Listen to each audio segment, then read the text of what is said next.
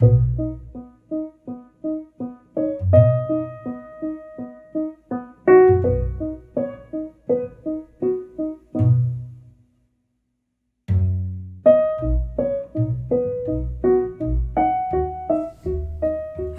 welcome to another video. Yes, I did get a haircut. Yes, I love it a lot. It brings me great joy. This is the shortest I've ever had, and it feels very like, I just really like it. I like wearing it with the bandana. It feels very farmer's market queer. I'm a big fan. Brings me great joy. I do realize it's like the bisexual bob, which I suppose is appropriate. Anyway, hi, welcome to a slightly different video. I think this is going to be like the first crochet tutorial on my YouTube channel, like proper tutorial, which is very exciting.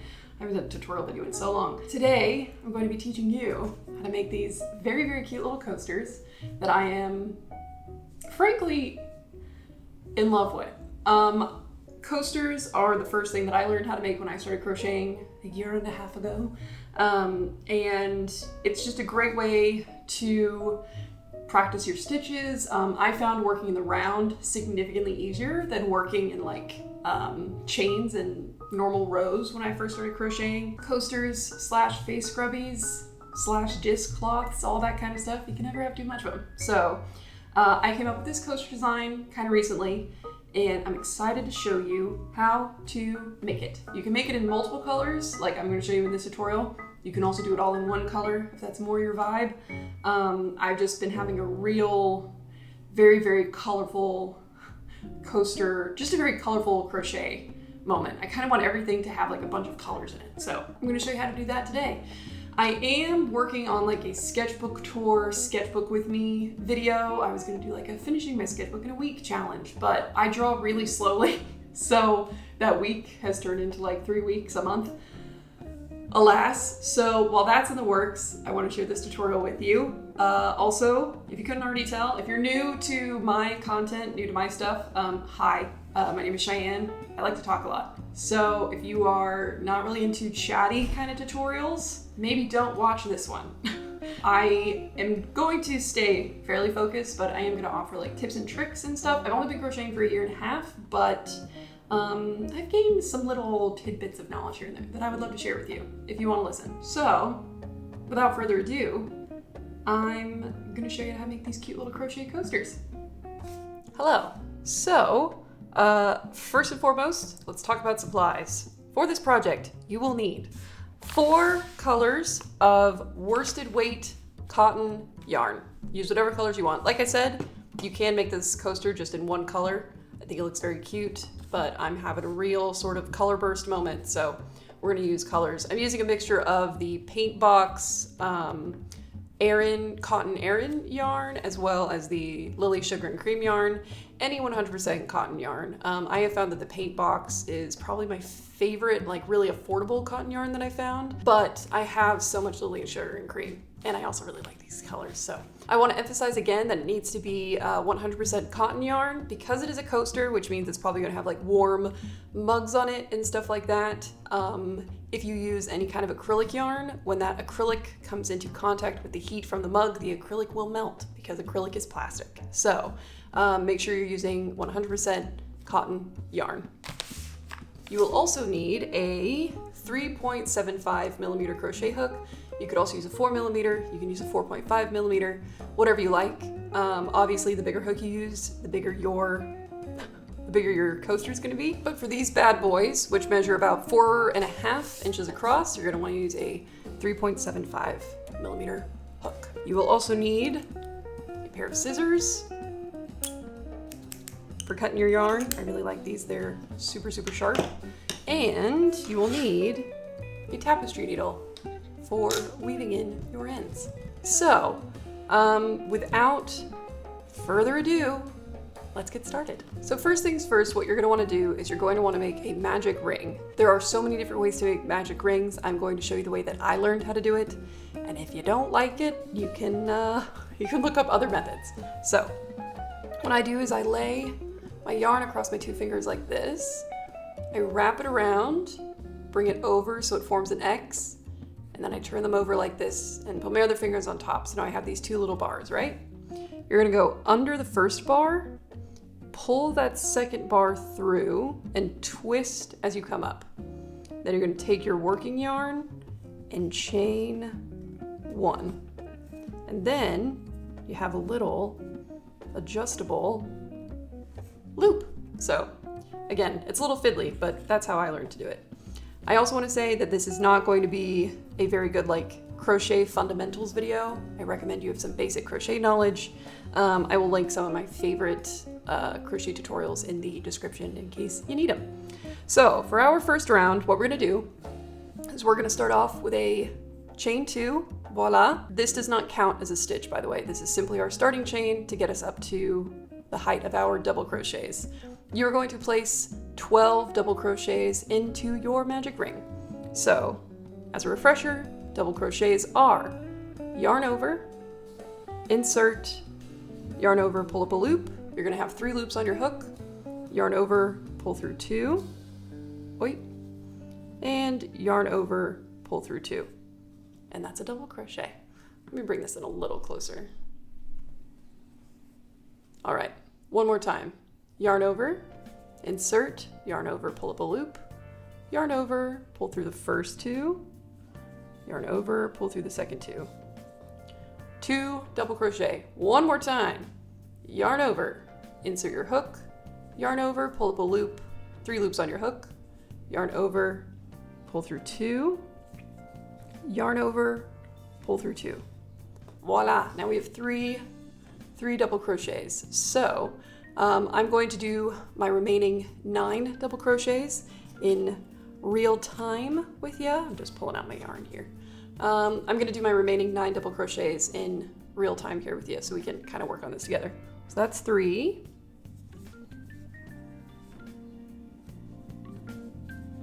4.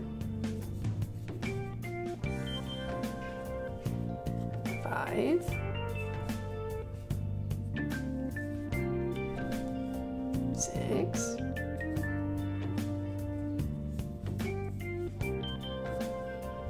7. 8.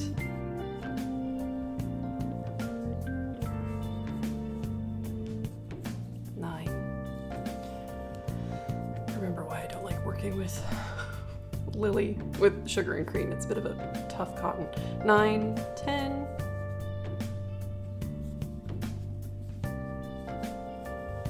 11, and 12. Oh, 12. There we go. We can pull this in a little bit. Now, I'm going to go ahead and count just to make sure that I do indeed have 12 double crochets. You're gonna want to count these little V's that are on top here. So 1, 2, 3, 4, 5, 6, 7, 8, 9, 10, 11, 12. Perfecto. So now you're gonna cinch down the center of your circle real tight. You can pull pretty hard on it. Just make sure you don't break your yarn. And then what you're gonna do is we're going to slip stitch into the top of that first double crochet. You're gonna skip over that little starting chain 2 we made. It doesn't count as anything. And you're gonna go ahead and slip stitch into the top of that first double crochet under both of those loops. Yarn over, pull through, and yarn over, keep pulling through. Or just keep pulling through all the way through for a slip stitch. Again, pull down on the center of that circle to close it up all the way, or at least close it as tight as you can. That will have to do. Great. Oh, there's some commotion going outside my studio. You're gonna go ahead and snip your working yarn and go ahead and pull that through. And what you're gonna wanna do is you're gonna wanna pull that nice and tight. And essentially what that's gonna do is close up that little joining like stitch. So then that way we just have our working stitches all the way around it. You can go ahead and weave this in. You can also crochet over it on the next round, which I think is what I'm gonna do because I'm going to try and minimize the amount of ends that I have to weave in. So I'm also gonna cut this down just a little bit shorter. There we go. I said I hate weaving in my ends, but I am going to weave in this one end. So when I weave in the ends on my magic rings, I usually like to go forward underneath a couple stitches like this. And then I'll go kind of, again, pull tight to try and get that closed as you can. And then I'll go kind of right back under like that, and then come back around in order to make that into a handy dandy little knot. So easy breezy. Again, the point of weaving in your ends is to make sure that your yarn doesn't unravel, like in the wash basically. But since you're probably not going to be putting these coasters in the wash a bunch, I don't know how much you need to worry about them unraveling. So there we go. First round, she's cute. And now on to round two. Round two is going to be these cute little petal friends of ours. So what we're going to do is you're going to go ahead and pop a slip knot on your hook. If you don't know how to make a slip knot, I could show you how I do mine. I lay the yarn over my finger like this, and then I bring this around and over like that. And then I pick up this loop, pull it over the first one, and there you have a slip knot. So then it's an adjustable loop that you can just pop onto your hook and tighten down like that. So I'm going to start this round with a standing single crochet. And how you do a standing single crochet is you're going to have your slip knot on your hook. You're going to insert into the top of any of these double crochets that you've made from the previous round. You're going to yarn over, pull up a loop, and then you're going to yarn over and pull through those two loops. So now you kind of have this like standing single crochet. She's cute. We're actually going to leave that there. So, because what we're doing is that we are making, it's called double crochet 3 together, but you can also just call them double crochet clusters. They have a lot of different names, but this is how I like to start these. So now into this same stitch where our starting single crochet is, you're going to yarn over, insert your hook, yarn over, pull up a loop. You're going to have 3 loops on your hook, yarn over, pull through 2. You're going to have 2 loops on your hook. Then you're going to yarn over, insert again into the same stitch, yarn over, pull up a loop, 4 loops on your hook, yarn over, pull through 2, 3 loops on your hook, and then you're going to yarn over and pull through I lost it. I was looking at my monitor. 1, 2, 3. Pull through all 3 loops. And then you're going to chain 2, and that is our first little petal. Isn't she cute? Okay, and now I'm going to show you the next one. And this next one is going to be a repeat for all of the rest of the petals. So you're going to yarn over, insert into that next double crochet, yarn over, pull up a loop, yarn over, pull through 2, voila. And then you're going to yarn over, insert your hook, yarn over, pull up a loop, 4 loops on your hook, yarn over, pull through 2. You're going to have 3 loops on your hook now. Then you're going to yarn over, insert one more time, yarn over, pull up a loop, yarn over, pull through 2. Sorry, I lost my tension a bit there. And now you're going to have 4 loops on your hook and 3 little half-made double crochets. And then you're going to yarn over, pull through all 4. And now we have another little petal. Cute. Chain 2. Oh, sorry, I don't mean to keep losing my yarn. 1, 2. There we go. Cool. Now we're coming up to this little knot that we made from the first round. And so as you can see here, we have 1 stitch on this side of the knot and our next working stitch on the other side of the knot. So you're just gonna go ahead and skip right over this guy. And I like doing it this way because it really hides the join in the first round and it makes it basically almost invisible. So I will do the next 2 with you just so we can work around that knot together. So yarn over, insert, there's 1, 2,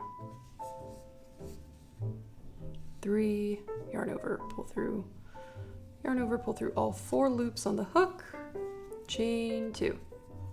Voila.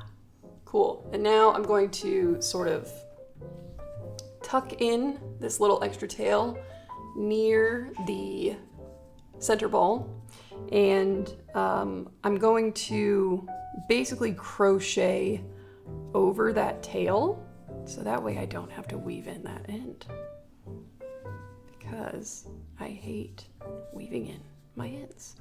But doesn't everyone? Chain 2. There we go. See? And then that little knot basically disappears and looks just like all these other little spokes on our little wheel. So you're just gonna make sure you keep crocheting over that tail as you work your way around. So we'll do one more together, and then I will meet you when you finish your last petal. So one more time, yarn over, insert your hook, yarn over, pull up a loop, yarn over, pull through 2. You're gonna have 2 loops on your hook. Yarn over, insert your hook, yarn over, pull up a loop, yarn over, pull through 2. You're going to have 3 loops on your hook. Yarn over, insert, yarn over, pull up a loop, yarn over, pull through 2. You're gonna have 4 loops on your hook. And then you're going to yarn over and pull through all 4 loops, chain 1 to secure the petal, and chain 1 to give us a little more space. Yay! Great! So keep doing that. Make sure you keep crocheting over that tail, and I will meet you after you finish your last petal. Okay, so I just have 1 petal left. If you started with a standing single crochet like I did, this little knot, or your slip knot from the beginning, might kind of be covering up that final stitch, so make sure you're not missing it, okay?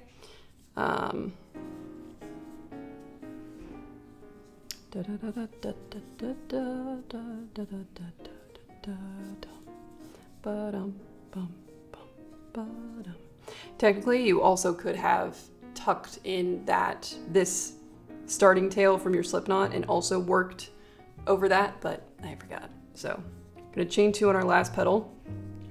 And now we're gonna finish off this round.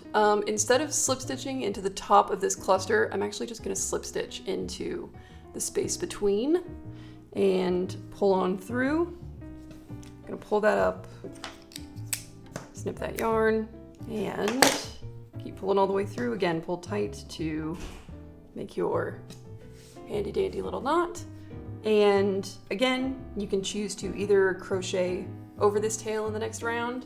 I think I'm actually just gonna go ahead and weave the end in. So I will do that and I will be right back. Amazing. So now we have this very, very cute little flower center.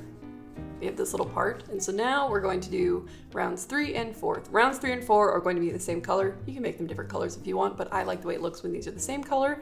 So for my 3rd color, we're going to pick green. What we're gonna do is we are going to start again with another standing single crochet.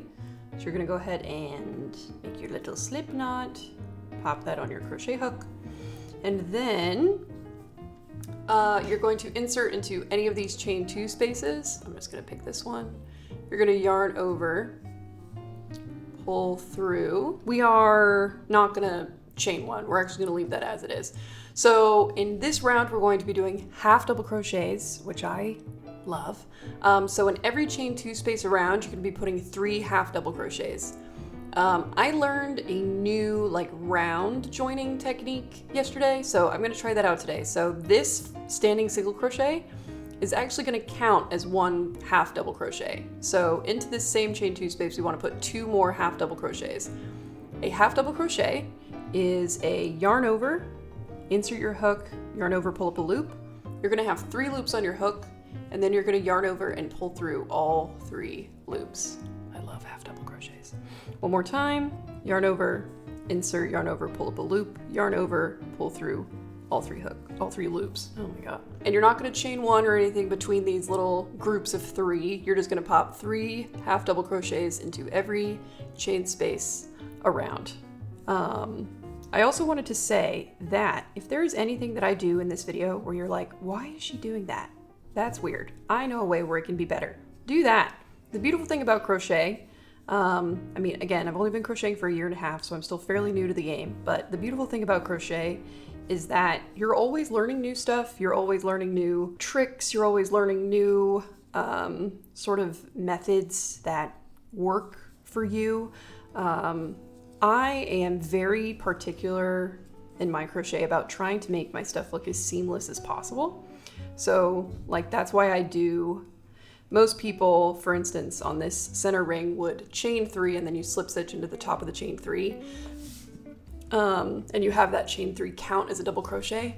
I don't like the way that looks, so I stopped doing it. And so now I do my chain 2 and then 12 double crochets, and then it looks pretty perfect actually. You can barely see that this starting knot is bigger, or that joining knot is bigger.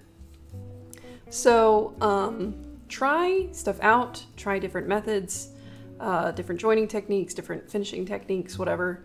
And as you find stuff that works for you, any pattern, tutorial, whatever you come across, you can just modify it to include those little tricks and stuff. It's the beauty of practice and getting better at a craft, is that you can adapt it to however it works for you. So I'm gonna go ahead and just keep popping 3 half double crochets. Hello, motorcycle. 3 half double crochets in all of these chain 2 spaces, and I will see you. Oh God. Oh, I lost one. Oh, this yarn is so splitty. That's okay. Yep, I will see you back at the beginning here shortly. Cool. So I just finished my last half double crochet. Another note, this little tail from our starting slip knot, I should have just crocheted over it, but I forgot to. So now I have to weave this in. If you have an end you can crochet over it. It'll save you a lot of headache later on. So I want to share that technique that I found out about yesterday with you for like seamless round joining. So what you're going to do is you're actually going to drop your hook from this loop, and that loop is just going to stay there. You're going to find the top of that first half double crochet, not your standing single crochet, but your first half double crochet, which is going to be the second V right here. We're going to go from back to front and insert our hook under there like this, and then you're going to pop that loop back on your hook and pull it through, and then wrap your yarn around again, so you get this pretty damn seamless join. So what we're going to do is we're going to tighten down a little bit. Again, this yarn is a little finicky, or this yarn is so gritty. The paint box yarn is such a good cotton yarn. It's kind of splitty, but it's so soft. It's way easier to work with than the Lily Sugar and Cream, in my opinion. So now what you are going to do is for round 4, we're going to be doing double crochets, and we're also going to be increasing. So that's this round right here. And so the pattern for this is you're going to do 2 double crochet, 1 double crochet, 1 double crochet, 2 double crochet. So you're going to be putting 2 double crochet in every 3rd stitch. So to start us off, you're going to not chain 1 or anything. You've still just come out from joining this round. And this is a little tricky to maneuver, but you're actually going to slip your hook back into that same stitch, yarn over, pull through, yarn over, pull through 2, another little standing single crochet, and chain 1. And that counts as our first double crochet. So into this same stitch, you're going to pop 1 more double crochet, comme ça. Excellent. And now you're going to put 1 double crochet into the next stitch,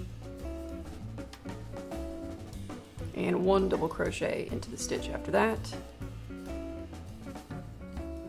And into the next stitch, you're going to put 2 double crochet. So that is the pattern for this round. It's 1 1 2 1 1 2 1 1 2 1 1 2. And I will meet you back at the beginning of this round, just so that I can help you figure out where we're putting that last single double crochet, because this joining method kind of confused me as to where I was supposed to put that last stitch. So keep going with your 2 1 1 2 1 1 2 1 1 2 pattern, and I will see you back at the start. Okay, so I just finished my last like little 2 double crochet, an increase. I just did my last increase, and so I need to put 1 double crochet into each of the next 2 stitches. So I'm going to be putting a double crochet into the top of this this very clear half double crochet. And then your final stitch is going to be in that kind of kind of weird little join space that you did in the last round, if you choose to use this joining method that I am using. So you just kind of have to wiggle your hook in there. It's kind of awkward, but it works fine. And so now we're gonna finish off this round the same way we did the last one, where you're going to drop this stitch. You're going to go ahead and put your hook through the top of that first double crochet, not your single crochet chain one, but your first double crochet, like this. Go ahead and get that yarn back on there. Again, this can be a little tricky for your hands to work around. Heaven knows it is for mine, but I believe in you. So there we go. Can you tell I'm new to this method? Because it feels so strange to me. There we go. So you don't want to pull it too tight, because you do want to leave a little bit of this bar, because that is going to count as your 48th stitch. You should have 48 stitches in this round. So that little bar is going to count as your last stitch. So I'm going to go ahead, and we're doing our last row now, so we're switching colors. So I'm going to go ahead and trim this. I think I just want to feed this through like this and maybe make it into like a knot situation. We're learning together here, folks. Yeah. There we go. So now that's kind of turned into, wow, that actually looks incredible. Now that little bar has kind of turned into a weird little stitch of its own. Wow, that really does look seamless. That's kind of amazing. You like can't tell where it starts and ends. I guess there's kind of like a little bit more of a cluster here, but it's so negligible. Okay, amazing. Then I'm gonna go ahead and weave these two little ends in, and I'll be right back so we can do the final row together. Our cute little scallops. So now we have this beautiful, lovely little circle. I'm actually gonna zoom out a tiny bit. There we go. So now we have this beautiful little circle. Technically, if you wanted to, you could finish your crochet here. You could even do like a single crochet border. I think that could look really cute, maybe in the blue or the yellow, or even like a white. I think this could look really cute as if you want to make like a set of these with different colorways. But I like the scallop edges. So we're gonna do these cute little scallop edges. So for this final round, I'm gonna be taking my lovely, lovely peachy pink here, making a slip knot. We're going to, again, start with a standing single crochet. So I'm actually going to find the stitch that I ended with, which is going to be that kind of like funky little bar knot situation right here. And I'm actually going to start directly to the right of that stitch with my standing single crochet. So much of, for me at least, so much of learning how to crochet was just like figuring out how to make my hands do what they needed to do. Cool, so you're gonna insert your hook right next to this little finishing knot false stitch thing from the last round. And we're gonna go ahead and make our standing single crochet again. And in, that's just gonna live as it is. Looks great. You're going to skip a stitch, which is going to be that little kind of false knot stitch from the last round, and into the following stitch, you're gonna place 5 double crochet.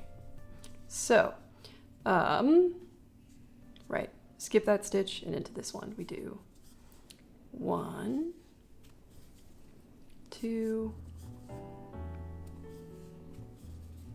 3,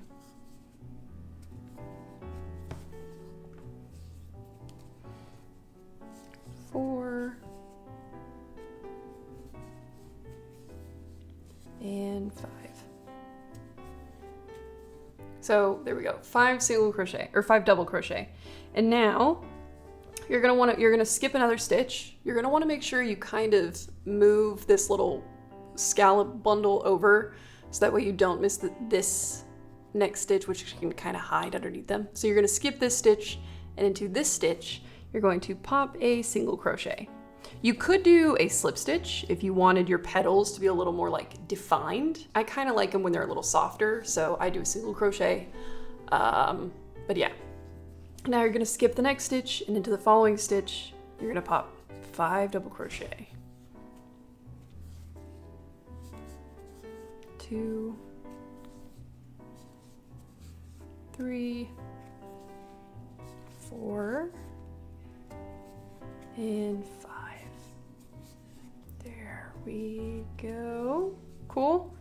skip that stitch, into the next stitch, a single crochet.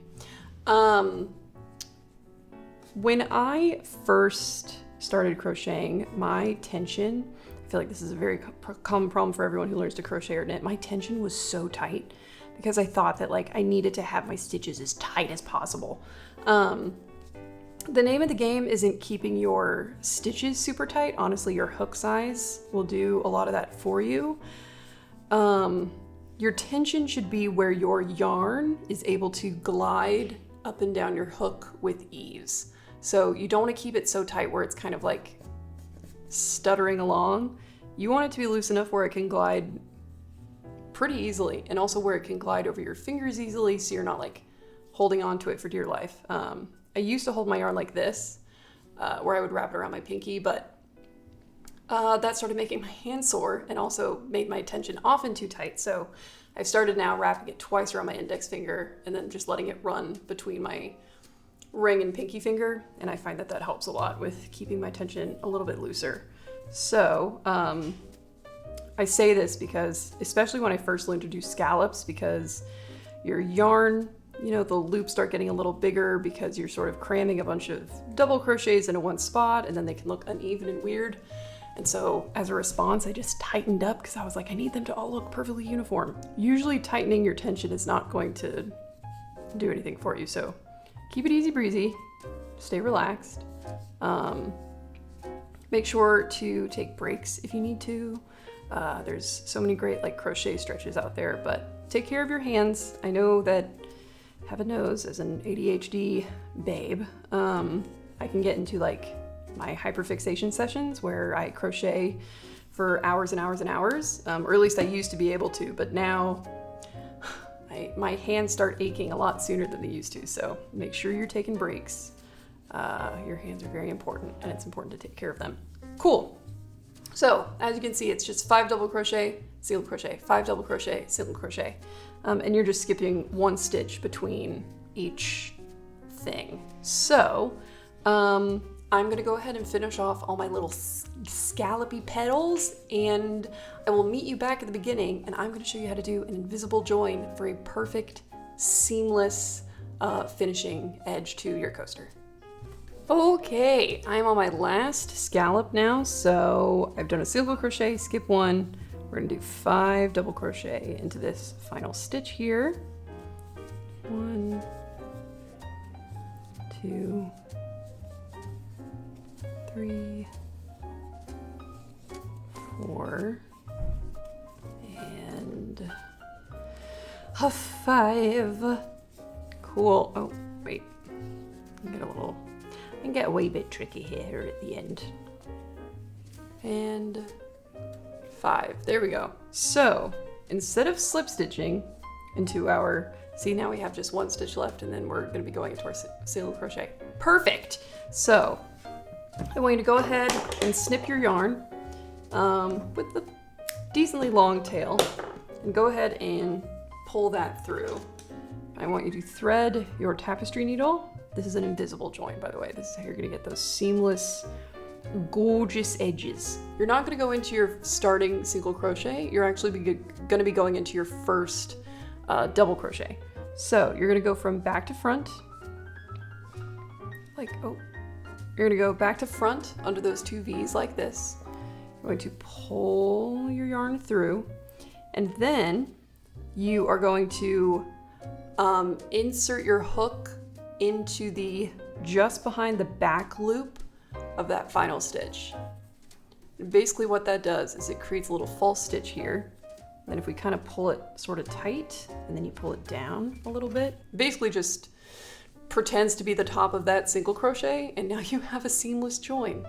Look how perfect that is. The only way you can tell that it's your starting spot is because there's an extra bar right here. But like, I mean, come on, how great is that? Cool. So let me zoom back out and let me weave in this end real quick, and then we're gonna be done, folks. Now, you might have some like kind of gaps here, like there's a little bit of a gap in this stitch, so I'm just gonna be kind of cheeky and sort of come up through this one and I'm gonna go down behind this one. I will often use sometimes my weaving in ends to help fill in weird little gaps if, I don't know, maybe my tension was off or maybe something in the pattern didn't work out quite right or what have you. But like I said, lots of little tips and tricks you can learn and you can apply them however you see fit. So let me weave in these ends and I will return shortly. I had to replace my battery, but would you look at that? Look at the coaster we made together. She's so cute. This cotton yarn, the Lily Sugar and Cream, is pretty damn sturdy, so you don't need to like starch these or stiffen them or anything. If you're working with a softer yarn, or maybe you're working, maybe you're working with like a lace weight yarn, or not lace weight, but maybe you're working with like a softer, thinner yarn. Maybe you could starch them if you want them to be a little sort of more sturdy, but these stand up just fine on their own. These two I actually rinsed in water, like rinsed in cold water, wrung them out, and then blocked them to dry. I could have also just laid them flat, but I blocked them because I'm fancy. And that really helps this yarn kind of soften up a bit, so it's not quite as like, because the Lily Sugar and Cream yarn is not soft, so that helps soften it significantly. And actually, you can tell it just made them like maybe an 1/8 of an inch smaller. But I think she looks great. I need to do one more, then I can make this into like a cute little set of 4 that I can send to a friend or something. But that is going to be it. That is our tutorial. Look at all this beautiful yarn. Look at this mess we've made together. Like I said, you can also do it in single colors if you so choose. But that's gonna be all I have for you today. I hope this was helpful. I hope you enjoyed it. I hope you had fun. I'm going to probably get myself another oat milk lavender matcha latte because I can. So I'm gonna do that, and I will talk to y'all soon. Actually, JK, you're gonna see me right now. Hi. This is Editing Cheyenne. I'm coming to you from my home streaming computer setup, which is why I have this beautiful Brightworth print here to send you off. I digress. My outro that I recorded in the studio was like very weird and awkward, so I just wanted to re-record it and say thank you so much for watching. I hope that you had a good time. I hope that you learned something. I hope you're able to make something fun and useful and colorful. And I also want to say thank you so much to my patrons. If it weren't for my patrons, I would not be able to do what I do for a living, and I am eternally grateful to them. Because of them, I am able to try out new artistic mediums. Like I just taught myself how to knit on Monday, and yeah, because of my patrons, I can try out new crafts, try out new mediums, all that kind of stuff. And also because of my patrons, I can pay my bills and feed my cats. So I am so grateful. So thank you again to my patrons. If you would like to check out my Patreon, I will have a link in the description. It's a pretty good time over there. I think we've got lots of like fun, exclusive content with like downloadables and printables. I also offer like exclusive sketchbook tours. I do a podcast for one of my tiers, and for my highest tier, I do art mail every month, or like tangerine mail, I call it, where I send you a postcard and a sticker every month. I think it's very fun. So the link is in the description in case you want to check it out. No pressure though, ever, obviously. I'm just happy that you're here in whatever capacity that you're here. Thank you again for watching. I hope that I hope you had a great time. I hope you're having a good time zone, whatever it is, wherever you are. And I will see you around on the web. Okay.